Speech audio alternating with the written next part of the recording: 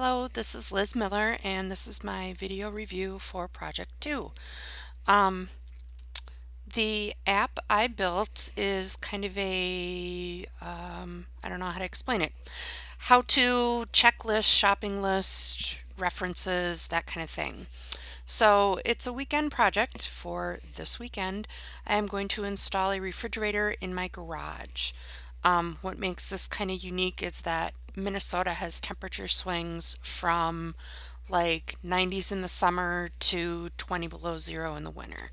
So you have to do some special precautions to make sure your fridge runs when it's really cold and that you're not going to kill it when it's really, really hot outside.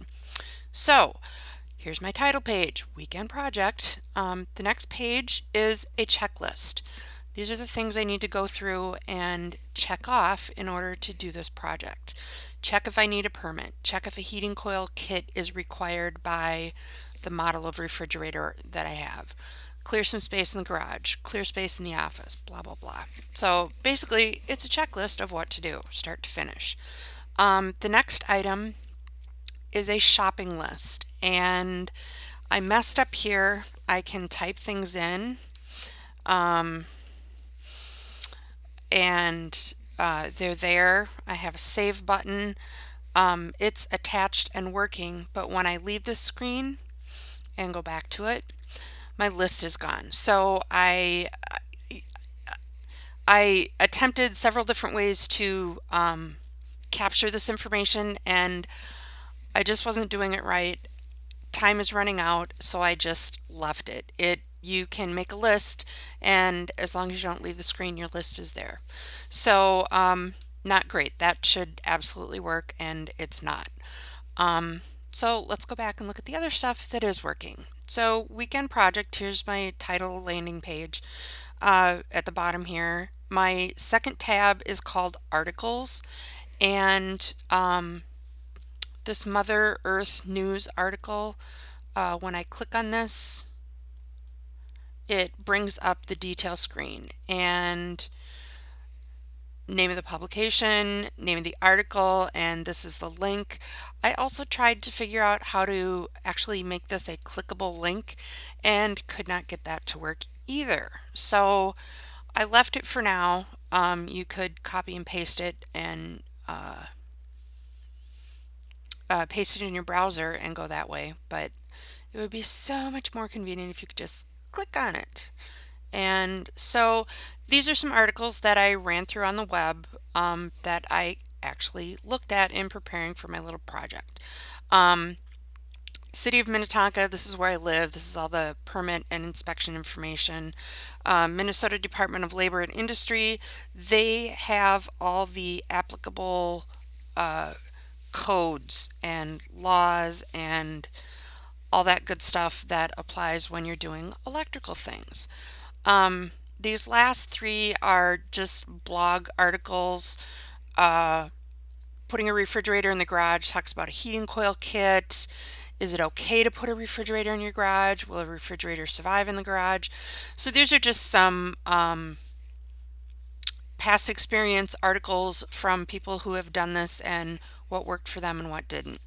So that is articles. Next is reference images, and I just posted mainly for myself pictures of where I'm working and what needs to get done. So first picture is my garage, and it's very stretched. I need to figure out how to not stretch my pictures, but this is the wall that the refrigerator will sit on. There currently aren't any outlets on it, so I got to figure out where the outlets are going to go. Oh, I just realized my text isn't fully displaying. I will need to fix that. On the other side of the garage wall, this is my office wall. So based on where I come through the wall, there's an outlet down here and there's an outlet down here. I need to clear away some stuff so I have access to that outlet. My breaker panel. Not very exciting. It's a breaker panel. This list of breakers over here is not completely filled in. So the labels aren't easy to read, but they aren't really all filled in anyway. So we may have to turn off the whole thing to actually get this to work, but those are my reference pictures. That is my application. What could I have done better? In my reference images, I needed to fix this text. Apparently, I only made my label 1 line tall, and it needs to be more lines to display all the information. Articles, they're fine. I would have liked to had these be clickable links. Did not have enough time to research how to do that in advance. So hopefully we'll cover that in a future class. I'm sure we will somewhere. And then my checklist, it actually would be really nice to have some check boxes. And I didn't even research how to do that. But it's a pretty linear list. So if I have cut a hole in the garage wall, I should be able to see that I've done that. And the shopping list, I'm really bummed that I could not get this to work. But I will continue to work on it and see if I can get it figured out. Let's see. Do I feel prepared for this project? Yeah, I feel prepared. I may have bitten off a little more than I can chew, meaning I don't know what I don't know yet. I went through my app. Oh, my code. Started out with a tab bar controller, and it segues to, whoops, why am I having trouble?